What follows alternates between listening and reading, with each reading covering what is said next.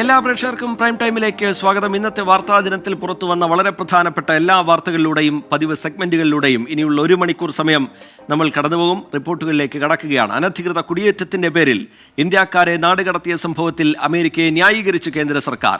നാടുകടത്തുമ്പോൾ വിലങ്ങണിയിക്കുന്നത് American നയമാണെന്നും ഇന്ത്യക്കാരെ തിരിച്ചയക്കുന്നത് ഇതാദ്യമായല്ല എന്നും പാർലമെന്റിൽ നടത്തിയ പ്രസ്താവനയിൽ വിദേശകാര്യമന്ത്രി എസ് ജയശങ്കർ വ്യക്തമാക്കി. കൈവിലങ്ങുകളല്ല, ഇന്ത്യക്കാർ അന്തസ്സും മനുഷ്യത്വവും അർഹിക്കുന്നവരാണെന്ന് പ്രതിപക്ഷ നേതാവ് രാഹുൽ ഗാന്ധി പറഞ്ഞു. അനധികൃത കുടിയേറ്റത്തിന്റെ പേരിൽ 104 ഇന്ത്യക്കാരെയാണ് ഇന്നലെ അമേരിക്കൻ സൈനിക വിമാനത്തിൽ അമൃത്സറിലെത്തിച്ചത്. കൈവിലങ്ങും കാലിൽ ചങ്ങലയുമായി 40 മണിക്കൂറോളം വിമാനത്തിൽ കഴിയേണ്ടി വന്നെന്ന് മടങ്ങിയെത്തിയവർ മാധ്യമങ്ങളോട് പറഞ്ഞു. ഇക്കാര്യം ചൂണ്ടിക്കാട്ടി പാർലമെന്റിന്റെ ഇരുസഭകളിലും പ്രതിപക്ഷം പ്രതിഷേധമുയർത്തി. പിന്നാലെയാണ് വിദേശകാര്യമന്ത്രി എസ് ജയശങ്കർ പ്രസ്താവന നടത്തിയത്. നാടുകടത്തുമ്പോൾ വിലങ്ങണിയിക്കുന്നത് അമേരിക്കൻ നയം. 2009 മുതൽ ഇന്ത്യക്കാരെ മടക്കി അയക്കാറുണ്ടെന്നും വിശദീകരണം. The process of deportation is not a new one. The standard operating procedure for deportation by aircraft used by ICE that is effective from 2012 provides for the use of restraints. However, we have been informed by ICE that women and children are not restrained. വിദേശകാര്യമന്ത്രിയുടെ പ്രസ്താവനയ്ക്കെതിരെയും പ്രതിപക്ഷ പ്രതിഷേധം. ചോദ്യങ്ങളുമായി നേതാക്കൾ. Is it a fact that it emphasizes humane treatment in deportation cases? Illegal agents. Will the government do something to ensure that illegal agencies are busted? ലോക്സഭയിലെ വിദേശകാര്യമന്ത്രിയുടെ വിശദീകരണത്തിനിടെ പ്രതിപക്ഷം നടുത്തളത്തിലിറങ്ങി പ്രതിഷേധിച്ചു.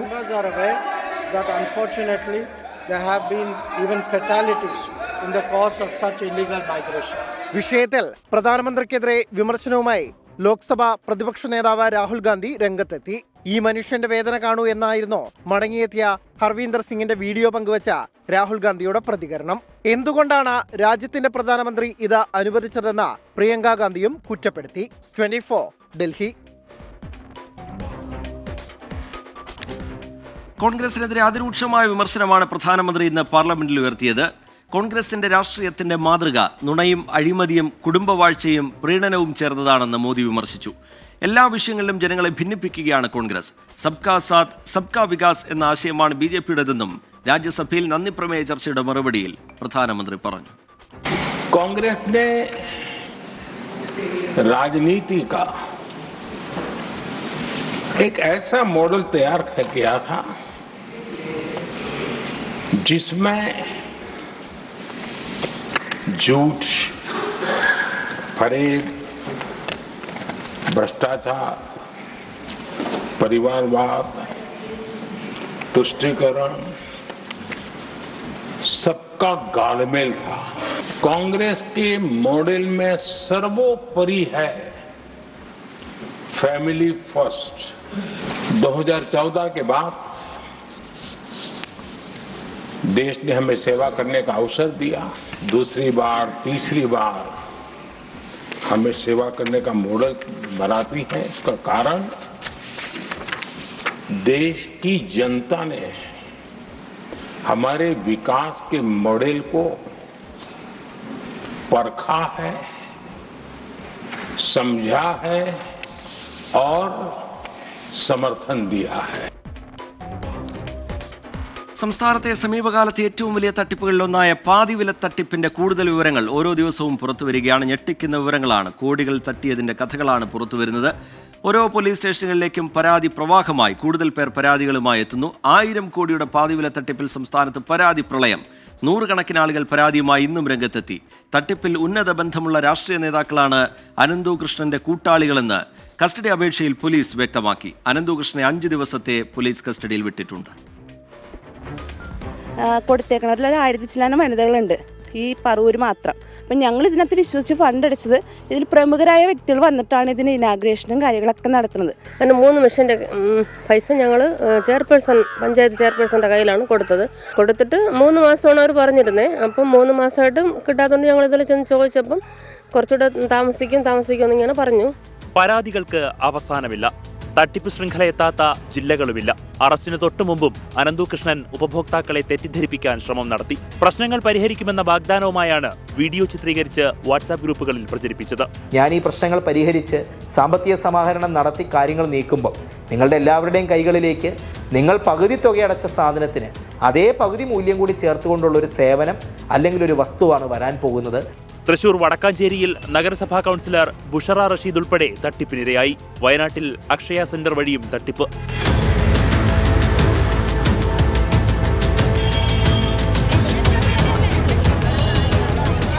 മുഖ്യമന്ത്രിക്ക് പരാതി നൽകാനാണ് ഇടുക്കിയിൽ തട്ടിപ്പിനിരയായവരുടെ തീരുമാനം. അനന്തുകൃഷ്ണന്റെ കൂട്ടുപ്രതികൾ ഉന്നത ബന്ധമുള്ള രാഷ്ട്രീയ നേതാക്കളെന്ന് കസ്റ്റഡി അപേക്ഷയിൽ പോലീസ് വ്യക്തമാക്കി.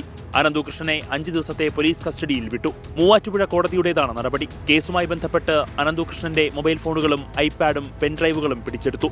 അനന്തുകൃഷ്ണന്റെ പേരിലുള്ള 19 അക്കൗണ്ടുകളും പോലീസ് മരവിപ്പിച്ചു. ഇയാളുടെ വാഹനങ്ങൾ പോലീസ് കസ്റ്റഡിയിലെടുത്തു. തട്ടിപ്പിന്റെ കൂടുതൽ വിവരങ്ങൾ പുറത്തുവരുന്നതിനിടെ നാഷണൽ NGO കോൺഫെഡറേഷന്റെ വെബ്സൈറ്റ് അപ്രത്യക്ഷമായി. വിവിധ ബ്യൂറോകൾക്കൊപ്പം ന്യൂസ് ഡെസ്ക് 24. പാതിവില തട്ടിപ്പിലെ കൂടുതൽ വിവരങ്ങൾ പുറത്തു വന്നതോടെ പ്രതി അനന്തുകൃഷ്ണനുമായുള്ള ബന്ധം തള്ളുകയാണ് രാഷ്ട്രീയ നേതാക്കൾ. അനന്തുകൃഷ്ണന്റെ തട്ടിപ്പിൽ താൻ നേതൃത്വം നൽകുന്ന സയൻസ് സംഘടനയ്ക്ക് പങ്കില്ലെന്ന് BJP സംസ്ഥാന വൈസ് പ്രസിഡന്റ് AN രാധാകൃഷ്ണൻ വ്യക്തമാക്കി. പോലീസ് കേസെടുത്തതിന് പിന്നാലെ പരസ്പരം ആരോപണവുമായി Saigramam executive director KN ആനന്ദകുമാറും Congress നേതാവ് ലാലി വിൻസെന്റും രംഗത്തെത്തി. ആരോപണം ശക്തമാകുന്നതിനിടെ പാതിവില തട്ടിപ്പ് പ്രതി അനന്തുകൃഷ്ണനുമായുള്ള ബന്ധം തള്ളുകയാണ് നേതാക്കൾ. തട്ടിപ്പ് മനസ്സിലായതോടെ സയൻസ് സംഘടനയുടെ തന്നെ പണം ഉപയോഗിച്ചാണ് സ്കൂട്ടറുകൾ നൽകുന്നതെന്ന് BJP നേതാവ് AN രാധാകൃഷ്ണൻ.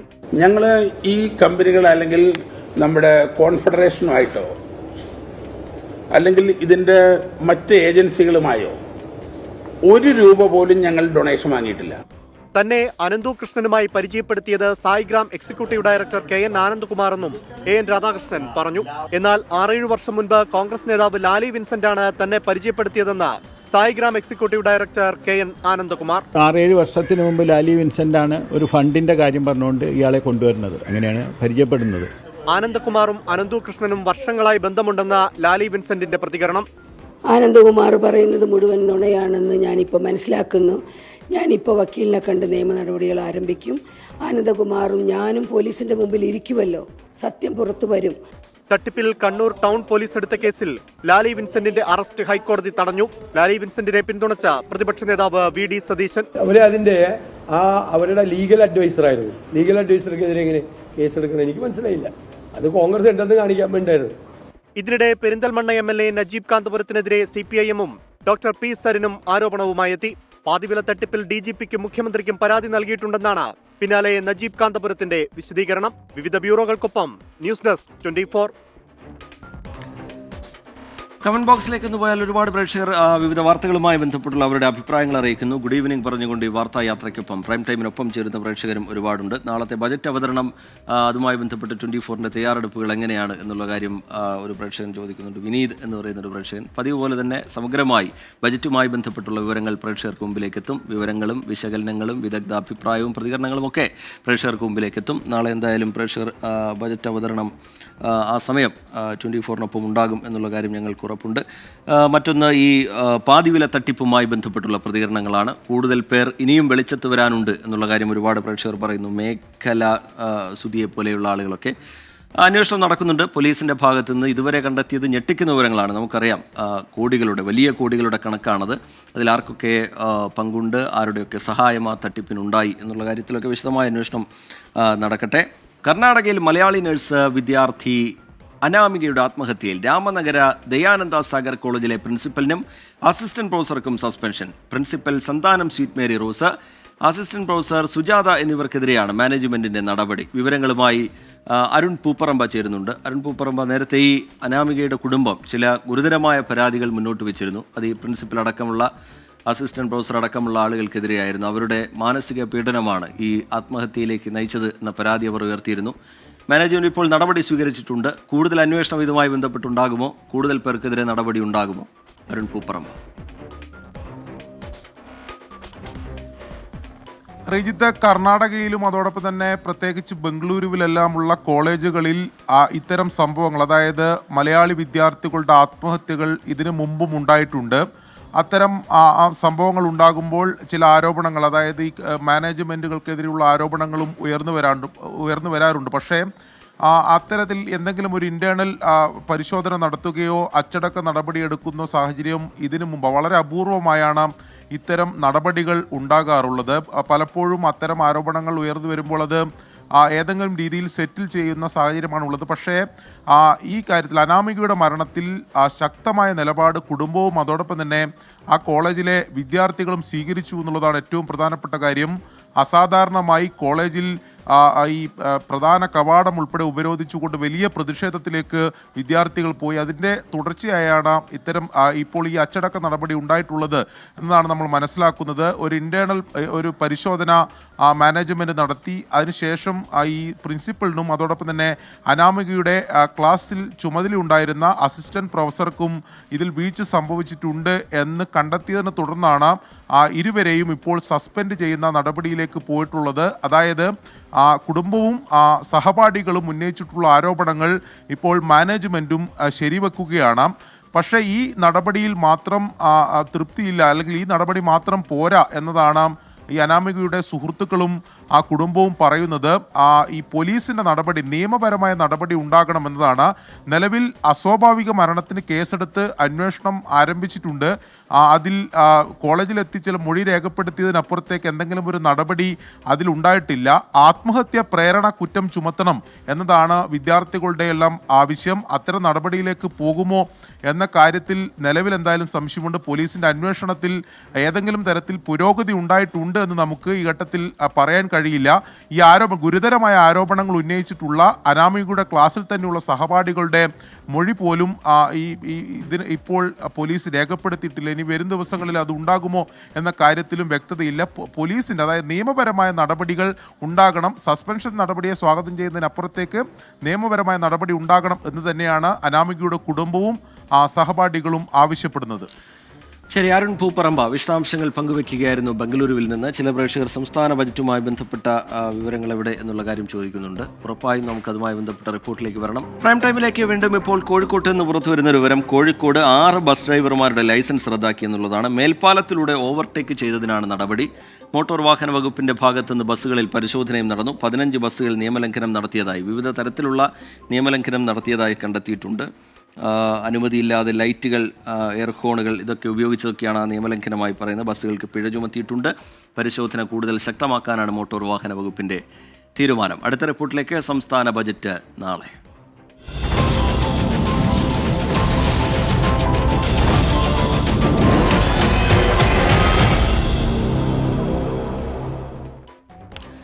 കേന്ദ്ര ബജറ്റിലെ അവഗണനയ്ക്ക് പരിഹാരമായി ധനമന്ത്രി KN ബാലഗോപാൽ സംസ്ഥാന ബജറ്റിൽ എന്ത് കരുതി വയ്ക്കും എന്നാണ് എല്ലാവരും ഉറ്റുനോക്കുന്നത്. മുണ്ടക്കൈ ചൂരൽമല പുനരധിവാസം, വിഴിഞ്ഞം തുറമുഖ പദ്ധതി, ക്ഷേമ പെൻഷൻ വർദ്ധിപ്പിക്കൽ തുടങ്ങി പ്രതീക്ഷകൾ നിരവധിയാണ്. രണ്ടാം പിണറായി സർക്കാരിന്റെ അവസാന സമ്പൂർണ്ണ ബജറ്റ്. ക്ഷേമ പെൻഷൻ 2500 രൂപയാക്കി ഉയർത്തുമെന്ന് വാഗ്ദാനം ചെയ്ത് അധികാരത്തിലെത്തിയ സർക്കാർ അവസാന സമ്പൂർണ്ണ ബജറ്റിലെങ്കിലും വാക്ക് പാലിക്കുമോ എന്നതാണ് എല്ലാവരും ഉറ്റുനോക്കുന്നത്. 100 രൂപ മുതൽ 200 രൂപ വരെ ക്ഷേമ പെൻഷൻ ഉയർത്താൻ സാധ്യതയുണ്ടെന്നാണ് വിലയിരുത്തൽ. പക്ഷേ കടുത്ത സാമ്പത്തിക പ്രതിസന്ധിക്കിടെ സംസ്ഥാന സർക്കാരിന് പൂർത്തിയാക്കാൻ നിരവധി ഉത്തരവാദിത്തങ്ങളുമുണ്ട്.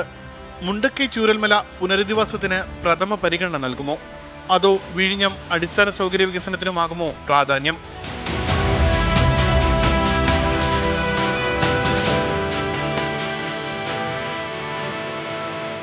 കേന്ദ്ര ബജറ്റിലെ അവഗണന മറികടക്കാനും ക്ഷേമപ്രവർത്തനങ്ങൾക്ക് പണം നൽകാനും എന്തു ചെയ്യുമെന്ന ചോദ്യവും പ്രധാനമാണ്. കിഫ്ബി റോഡുകളിലെ യൂസർ ഫീയിൽ മന്ത്രിസഭ തീരുമാനമെടുത്തില്ല. ബജറ്റിൽ ഇതിൽ പ്രഖ്യാപനമുണ്ടാകുമോ എന്നതും അറിയേണ്ടതുണ്ട്. ബജറ്റിന് മുന്നോടിയായി മദ്യവില ഉയർത്തിയിരുന്നു. ഇനി ബജറ്റിൽ ഉയർത്താൻ സാധ്യത കുറവാണ്. പ്രളയം, കിഫ്ബി മുതൽ റോഡ് സുരക്ഷ വരെ 6 സെസ്സുകൾ ഇപ്പോൾ പിരിക്കുന്നുണ്ട്. ഇതിനു പുറമെ സെസ് വരുമോ എന്നതും പ്രധാനമാണ്.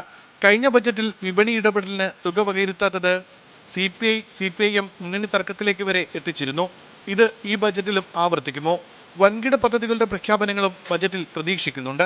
സർക്കാർ കടുത്ത സാമ്പത്തിക പ്രതിസന്ധിയിലാണ് എന്ന കാര്യത്തിൽ ആർക്കും തർക്കമില്ല. ഈ സാഹചര്യത്തിൽ എന്താകും ധനമന്ത്രി ബജറ്റിൽ കരുതിയിരിക്കുക? ഇത്തവണയും പ്ലാൻ ബി ഉണ്ടാകുമോ? എന്തായാലും ഒരു ദിവസം കൂടി കാത്തിരിക്കണം.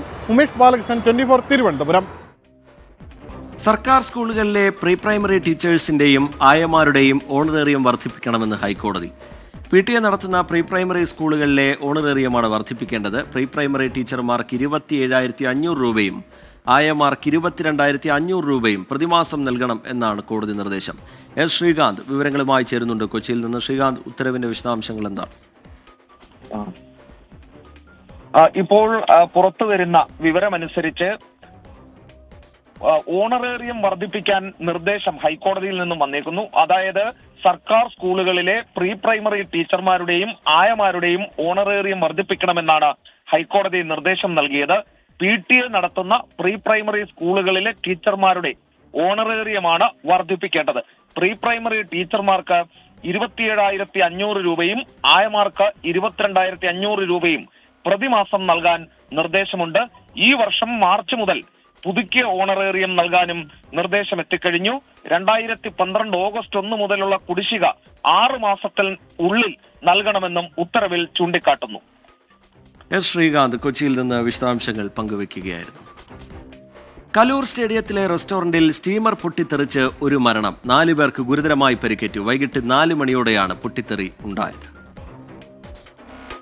കലൂർ സ്റ്റേഡിയത്തിനോട് ചേർന്ന് പ്രവർത്തിക്കുന്ന ഐഡലി കഫേയിലാണ് പൊട്ടിത്തെറിയുണ്ടായത്. ഹോട്ടലിലെ ജീവനക്കാരനായ അസം സ്വദേശി സുമിത്ത സംഭവ സ്ഥലത്ത് വെച്ച് തന്നെ മരിച്ചു. ഗുരുതരമായി പരിക്കേറ്റ 4 പേർ ആശുപത്രിയിൽ ചികിത്സയിലാണ്. പൊട്ടിത്തെറിച്ച് അവിടുത്തെ ജീവനക്കാർക്ക് പരിക്കേറ്റാണ്. അതിൽ 4 പേർക്ക് പരിക്കേണ്ട ഒരാൾ മരണപ്പെട്ടിട്ടുള്ളതായിട്ടാണ് അറിയാൻ കഴിഞ്ഞത്. നിലവിൽ ഇവിടുത്തെ 2 സ്വകാര്യ ആശുപത്രിയിൽ കൊണ്ടുപോയിരിക്കുന്നത്. മറ്റൊരു ആശുപത്രി ബേൺ യൂണിറ്റിലെ ഹോസ്പിറ്റലിലായിട്ട് ഷിഫ്റ്റ് ചെയ്യുന്നുണ്ട് അവർ. ഉഗ്രസ്ഫോടന ശബ്ദത്തോടെയാണ് പൊട്ടിത്തെറി ഉണ്ടായതെന്ന ദൃക്സാക്ഷികൾ. സൗണ്ട് കേട്ടപ്പോൾ വന്നപ്പോൾ ഗ്യാസ് പൊട്ടിത്തെറിച്ചെന്നുള്ളത് ഹോട്ടലല്ലേ, ഗ്യാസ് പൊട്ടിത്തെറിക്കാൻ സാധ്യതയുണ്ട്. കാരണം ഇവിടെ കുക്കിംഗ് കാര്യങ്ങൾ നടക്കണേയുള്ളൂ ഇവിടെ. അപ്പോൾ തീ വരാത്തത് കൊണ്ടാണ് നോക്കിയത്. അപ്പോൾ അപ്പോഴേക്കും നോക്കിയപ്പോൾ തീയില്ല സംവിധാനമാണ്. അപകടത്തിന്റെ കാരണം കണ്ടെത്താൻ നാളെ ഫോറൻസിക് പരിശോധന നടത്തും. 24 കൊച്ചി. മാത്യു VS എന്ന് പറയുന്ന പ്രേക്ഷകൻ പറയുന്നത്, സംസ്ഥാനത്ത് ഈ സ്വകാര്യ ബസ്സുകളുമായി ബന്ധപ്പെട്ടുള്ള നിയമലംഘനങ്ങൾ, അപകടങ്ങളൊക്കെ പതിവായി മാറുന്ന സാഹചര്യത്തിൽ ഈ മോട്ടോർ വാഹന വകുപ്പിന്റെ പരിശോധന നല്ലതാണ്. അത് തുടർന്നും ഉണ്ടാകണം. കൂടുതൽ നഗരങ്ങളിൽ അതുമായി ബന്ധപ്പെട്ടുള്ള പരിശോധന ഉണ്ടാകണം. ഈ എയർ ഹോണുകൾ, വലിയ ശബ്ദത്തോടു കൂടി വാഹനങ്ങൾ, വലിയ മ്യൂസിക് സിസ്റ്റമൊക്കെ ഉപയോഗിക്കുന്നതിനൊക്കെ വലിയ ശബ്ദത്തോടു കൂടിയൊക്കെ ഈ വാഹനങ്ങൾ ഓടിക്കുന്നത്, അതിലൊക്കെ ഒരു നിയന്ത്രണം വേണം. അതിന് മോട്ടോർ വാഹന വകുപ്പിന്റെ ഭാഗത്ത് നിന്ന് കർശനമായ ഇടപെടൽ വേണം എന്ന് മാത്യു VS എന്ന പ്രേക്ഷകൻ ഒരു അഭിപ്രായം എന്നുള്ള നിലയിൽ മുന്നോട്ട് വയ്ക്കുന്നുണ്ട്. ബജറ്റിൽ വലിയ പ്രതീക്ഷയോടുകൂടി നാളത്തെ ബജറ്റ് പ്രഖ്യാപനങ്ങളെ കാത്തിരിക്കുന്നു എന്ന് വിക്രമൻ ഓയൂർ എന്ന് പറയുന്ന പ്രേക്ഷകൻ കുറിക്കുന്നുണ്ട്. നമുക്ക് നോക്കാം എന്തൊക്കെ പ്രഖ്യാപനങ്ങളാണ് നാളത്തെ ബജറ്റിൽ ഉണ്ടാവുക എന്നുള്ള കാര്യം. സമസ്ത ലീഗ് തർക്കവുമായി ബന്ധപ്പെട്ടുള്ള റിപ്പോർട്ട് ഇവിടെ, അത് ടിക്കറിൽ അതുമായി ബന്ധപ്പെട്ടുള്ള വിവരങ്ങൾ എഴുതി കാണിക്കുന്നുണ്ട് എന്നൊരു ഒരു പ്രേക്ഷകൻ പറയുന്നു. സമസ്ത ലീഗ് തർക്കം വീണ്ടും രൂക്ഷമാകുന്നു എന്ന സൂചന നൽകുന്ന തരത്തിലുള്ള ചില വിവരങ്ങൾ പുറത്തു വരുന്നുണ്ട്. സമസ്ത പ്രസിഡന്റ് ജിഫ്രി മുത്തുക്കോയ തങ്ങൾ അടക്കമുള്ളവരെ വിമർശിച്ചു എന്നാരോപിച്ച് മുഷാവറ അംഗം മുസ്തഫൽ ഫൈസിയെ സസ്പെൻഡ് ചെയ്തു. വിശദീകരണം തേടാതെയുള്ള നടപടിയിൽ ഒരു വിഭാഗം നേതാക്കൾ എതിർപ്പുമായി രംഗത്തെത്തിയിട്ടുണ്ട്. സമസ്ത 100ാം വാർഷിക സമ്മേളനത്തിന്റെ സ്വാഗത സംഘ രൂപീകരണ യോഗത്തിൽ നിന്ന് ലീഗ് അനുകൂലികൾ വിട്ടുനിന്നു. 1974 മുതൽ താൻ അടക്കമുള്ള ഉസ്താദുമാർ സമസ്തയ്ക്കും സുന്നത്ത് ജമാഅത്തിനും വേണ്ടി പ്രവർത്തിച്ചുകൊണ്ടിരിക്കുകയാണ്. അത് കഴിഞ്ഞ് 20-30 വർഷങ്ങൾക്ക് ശേഷം പലരും വന്നു. വണ്ടിയിൽ വൈകി കയറിയവരല്ല ദിശ നിർണ്ണയിക്കേണ്ടത്. ആദ്യം കയറിയവരുണ്ടാകും. അവർ പറയുന്നിടത്തേക്കാണ് വണ്ടി വിടേണ്ടത്. മുസ്ലിം സമുദായത്തിന് വേണ്ടിയിട്ട് നിലകൊള്ളുന്ന പാർട്ടി, അത് രാഷ്ട്രീയമായി മുസ്ലിം സമൂഹത്തിന് വേണ്ടി നിലകൊള്ളുന്നത് മുസ്ലിം ലീഗാണ്. അവരെ മാറ്റി നിർത്തിക്കൊണ്ട്, അവരെ വിമർശിച്ചുകൊണ്ട് ഇവിടെ ഒരു നിലനിൽപ്പും സമസ്തക്കില്ല, ആർക്കുമില്ല. ഈ വളരെ വൈകിയ സമയത്ത് കടന്നു വന്നവർക്ക് ഇതൊന്നും അറിയില്ല. വണ്ടിയിൽ വൈകി കയറിയവരല്ല ദിശ നിർണ്ണയിക്കേണ്ടത്. ജനുവരി 31 മലപ്പുറത്ത് നടന്ന ചടങ്ങിൽ മുസ്തഫൽ ഫൈസ് നടത്തിയ ഈ പ്രസംഗമാണ് മുഷാവറ അംഗങ്ങളെ ചൊടിപ്പിച്ചത്. ഇതിലാണ് ഇന്ന് കോഴിക്കോട് ചേർന്ന മുഷാവറ യോഗത്തിൽ വിശദീകരണം പോലും ചോദിക്കാതെ സസ്പെൻഡ് ചെയ്യാൻ തീരുമാനിച്ചത്. മുഷാവറയിലെ ഒരു വിഭാഗം നേതാക്കൾ കടുത്ത നടപടിയിലേക്ക് പോകേണ്ടതില്ല എന്ന നിലപാട് സ്വീകരിച്ചെങ്കിലും ഇത് തള്ളിക്കൊണ്ടായിരുന്നു സസ്പെൻഡ് ചെയ്യാനുള്ള തീരുമാനം. ഇതിൽ പ്രതിഷേധിച്ച് ബഹാവുദ്ദീൻ മുഹമ്മദ് നദ്വി മുഷാവറ യോഗത്തിൽ നിന്ന് ഇറങ്ങിപ്പോയി. നടപടി ഏകപക്ഷീയമാണ് എന്നാണ് ലീഗ് അനുകൂല വിഭാഗത്തിന്റെ നിലപാട്. തുടർന്ന് മുഷാവറ യോഗത്തിന് ശേഷം നടന്ന സമസ്ത 100ാം വാർഷിക സമ്മേളനത്തിന്റെ സ്വാഗത സംഘ രൂപീകരണ യോഗത്തിൽ നിന്ന് സാദിഖ് അലി ശിഹാബ് തങ്ങൾ, ബഹാവുദ്ദീൻ മുഹമ്മദ് നദ്വി, MC മായിൻ ഹാജി, യു ഷാഫി ഹാജി തുടങ്ങിയ നേതാക്കൾ വിട്ടുനിന്നു.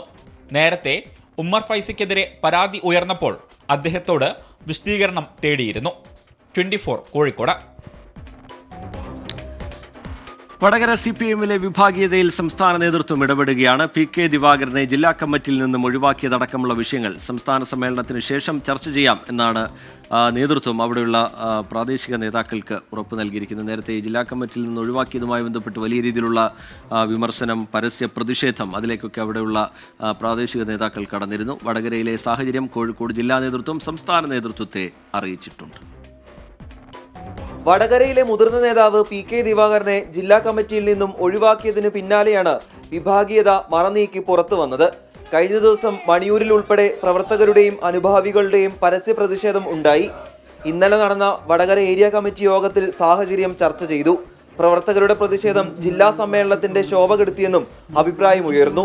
ഏരിയ കമ്മിറ്റി യോഗ തീരുമാനം കോഴിക്കോട് ജില്ലാ നേതൃത്വം സംസ്ഥാന കമ്മിറ്റിയെ അറിയിച്ചതിന് പിന്നാലെയാണ് ഇടപെടലുണ്ടായത്. സമ്മേളന കാലമാണെന്നും സംസ്ഥാന സമ്മേളനത്തിന് ശേഷം പ്രശ്നങ്ങൾ നേരിട്ട് പരിഹരിക്കാമെന്നും നേതൃത്വം ഉറപ്പു നൽകി. PK ദിവാകരനെയും ഇത് അറിയിച്ചിട്ടുണ്ട്. ഇനി പ്രതിഷേധങ്ങളിൽ നിന്നും അണികൾ പിന്നോട്ടു പോകുമോ എന്നാണ് അറിയേണ്ടത്. രാഹുൽ സുരേഷ്, 24 കോഴിക്കോട്. കേരള സർവകലാശാല ആസ്ഥാനത്ത് ഇന്നും SFIയുടെ വലിയ പ്രതിഷേധമാണ് ഉണ്ടായത്. പുതിയ വിദ്യാർത്ഥി യൂണിയനെ സത്യപ്രതിജ്ഞ ചെയ്യാൻ അനുവദിക്കാത്തതിലും ഇന്നലത്തെ പോലീസ് നടപടിയിലും പ്രതിഷേധിച്ചുകൊണ്ടായിരുന്നു ഇന്നത്തെ പ്രതിഷേധം.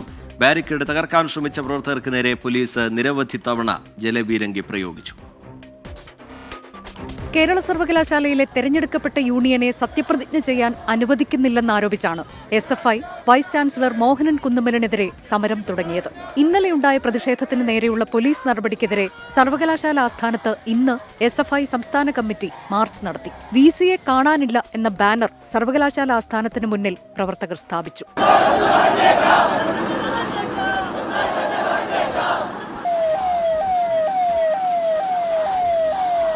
സമരത്തിന് നേരെ നിരവധി തവണ പോലീസ് ജലപീരങ്കി പ്രയോഗിച്ചു. ബാരിക്കേഡ് മറികടക്കാനുള്ള പ്രവർത്തകരുടെ ശ്രമം പലതവണ പോലീസുമായുള്ള വാക്തർക്കത്തിൽ കലാശിച്ചു. ചില പ്രവർത്തകർ ആസ്ഥാനത്തിനകത്ത് പ്രവേശിച്ച് പ്രതിഷേധിച്ചു. സമരം തുടരുമെന്ന് SFI സംസ്ഥാന സെക്രട്ടറി PM ആർഷു.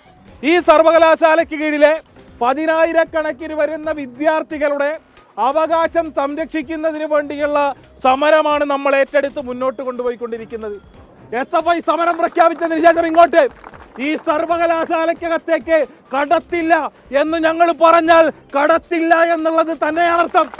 മാർച്ച് അവസാനിപ്പിച്ച ശേഷം സർവകലാശാല ആസ്ഥാനത്തിന് മുന്നിൽ വീണ്ടും പ്രവർത്തകർ അനിശ്ചിതകാല സമരം ആരംഭിച്ചു. 24 തിരുവനന്തപുരം.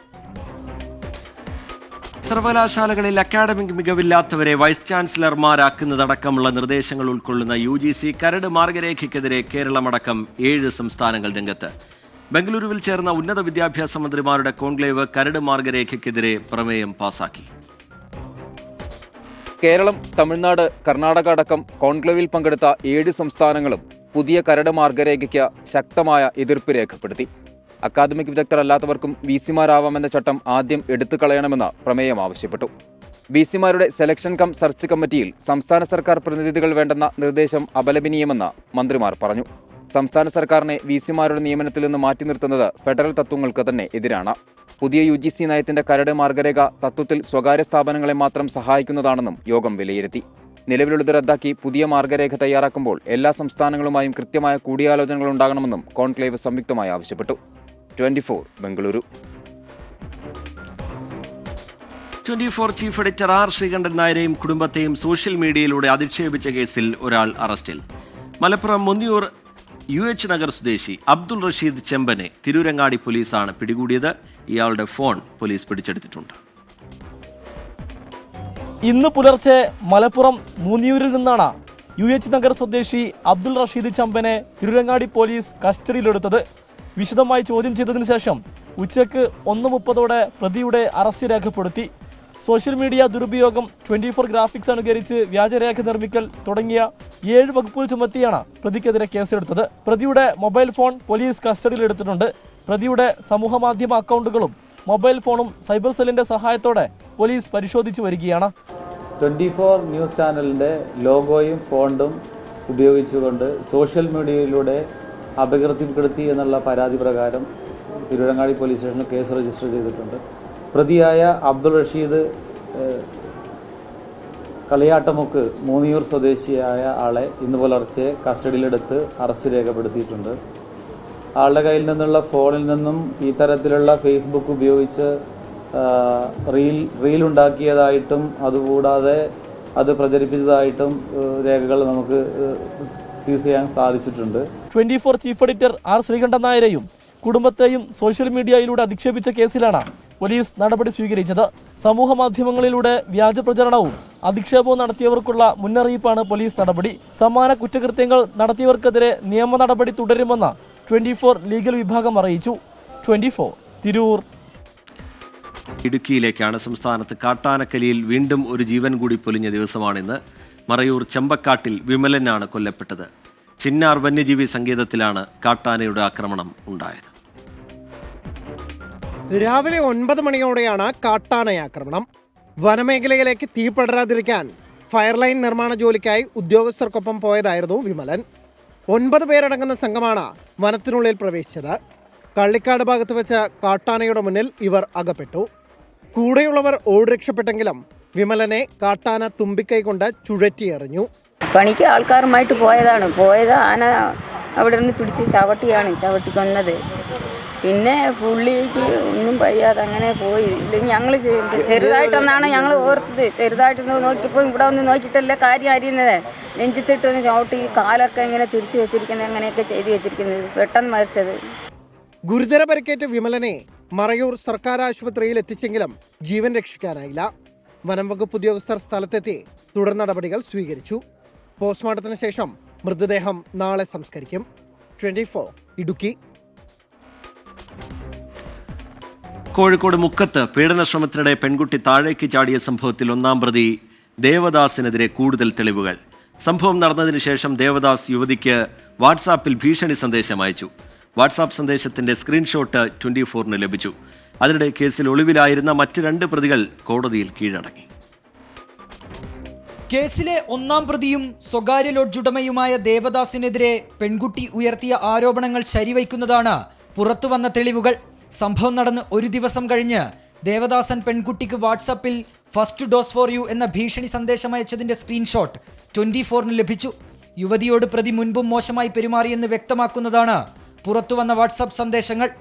രാജിവയ്ക്കുമെന്ന് പറഞ്ഞ യുവതിയോട് ഇനി ഇത്തരം കാര്യങ്ങൾ ആവർത്തിക്കില്ലെന്നായിരുന്നു പ്രതിയുടെ മറുപടി. നേരത്തെ തനിക്കെതിരായ ആരോപണങ്ങളെല്ലാം പോലീസിന് മുന്നിൽ പ്രതി നിഷേധിച്ചിരുന്നു. പിടിയിലായ ദേവദാസൻ റിമാൻഡിലാണ്.